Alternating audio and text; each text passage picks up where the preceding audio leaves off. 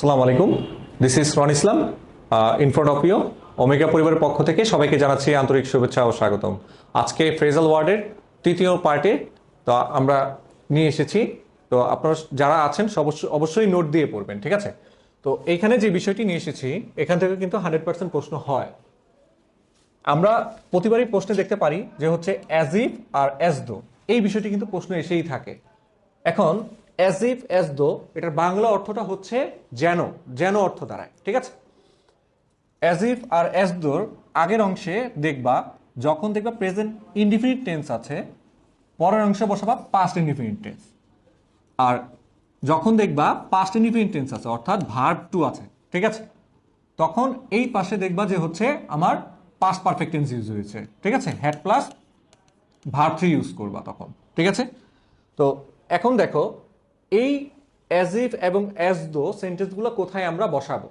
যারা HSC candidate বা হচ্ছে পরীক্ষার্থী আছো তাদের এটা কিন্তু প্রায় সময় এসে থাকে, তাই না?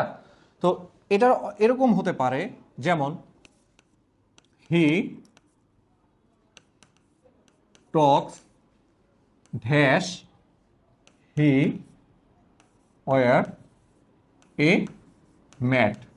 একটু ভালো করে চিন্তা করো, সে এমনভাবে কথা বলছে যেন সে একজন পাগল। ম্যাট মানে পাগল, ঠিক আছে?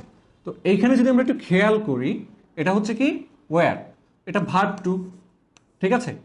তো যেহেতু ওইখানে ভার্ব টু ইউজ হয়েছে এবং এখানে ভার্বের বেস ফর্ম ইউজ হয়েছে, তাহলে আমরা বলতে পারি এখানে অ্যাজ ইফ অথবা অ্যাজ দো বসালে আনসারটা সঠিক হবে, ঠিক আছে?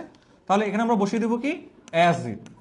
এখন বাক্যটা সঠিক হয়েছে, দেখো he talks as if he were a mad. আসলে কিন্তু সে একজন ম্যাড না। অনেকেই বলবা যে স্যার এখানে কেন আমরা ওয়্যার বসাইছি? যখন দেখবা অ্যাজ ইফ অথবা অ্যাজ দো দ্বারা হচ্ছে অবাস্তব কোনো কিছুকে বোঝানো হচ্ছে, ঠিক আছে, অর্থাৎ আনরিয়েল পাস্টকে বোঝানো হচ্ছে, তখন সেক্ষেত্রে আমরা ওয়্যার ব্যবহার করব। এরকম কিন্তু আরো অনেক সেন্টেন্স আছে, যেমন I wish I were a king. আয়ের সাথে তো ওয়াজ হওয়ার কথা ছিল না, তা আমরা কিন্তু এরকম এই সেন্টেন্সগুলোর ক্ষেত্রে বসাই, যেমন if I were a king অথবা I wish I were a king, তাই না? তো যখন অবাস্তব কোনো কিছুকে প্রকাশ করা হয় সেক্ষেত্রে আমরা এখানে ওয়্যারটা বসাবো। ক্লিয়ার?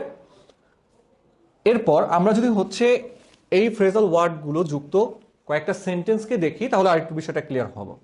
বোর্ড এক্সাম্পলে আসা এগুলা, ঠিক আছে? হি অ্যাক্টস, দেখো এই যে এখানে হচ্ছে কি ভার্বের বেস ফর্ম, তাই না? হি নিউ দ্য ম্যাটার, এটা দেখো ভার্ব টু।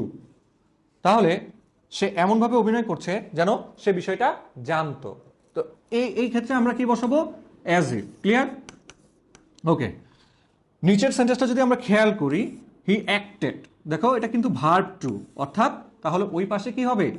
ভার্বের হ্যাড প্লাস ভার্ব থ্রি, তাই না? অর্থাৎ পাস্ট পারফেক্ট, ঠিক আছে? তো দেখো এখানে কিন্তু পাস্ট পারফেক্ট টেন্সটাই ইউজ করা হয়েছে। তাহলে আমরা এখানে কি বসাবো? অ্যাজ ইফ অথবা as though. Clear? As if অথবা as though. He acted as if he had known the matter. বোঝা গেছে বিষয়টা? যখন দেখবা যে রাইট ফর্ম ভার্বের ক্ষেত্রে অ্যাজ ইফ অথবা অ্যাজ দোর পর পাস্ট পারফেক্ট টেন্স আছে, তখন কিন্তু এখানে তুমি আনসার করবা পাস্ট ইনডিফিনিট। আর যদি পাস্ট ইনডিফিনিট টেন্স থাকে, এখানে যদি গ্যাপ দেওয়া থাকে, তাহলে তোমাকে পাস্ট পারফেক্ট টেন্সে আনসার করতে হবে। তো আশা করি তোমরা এই বিষয়টি বুঝতে পেরেছো পূর্ববর্তী ভিডিওগুলোর মতো। তো আমি তোমাদেরকে এখানে একটি কুইজ দিয়ে রেখেছি 3 নম্বর। 3 নম্বরে আনসারটি কি হবে সেটা অবশ্যই কমেন্টের মাধ্যমে জানিয়ে দিবে। আর সব সময় সর্বদাই ওমেগা পরিবারের সাথে থাকবে ইনশাল্লাহ।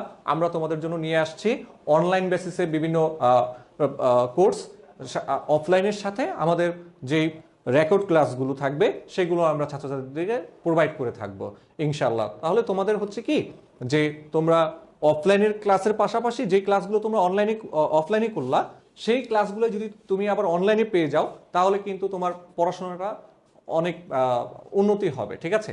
মানে তুমি বুঝতে সহজ হবে এবং পরীক্ষায়ও ইনশাল্লাহ এখান থেকে কমন করবে। ওকে, আজকে এই পর্যন্তই, ধন্যবাদ।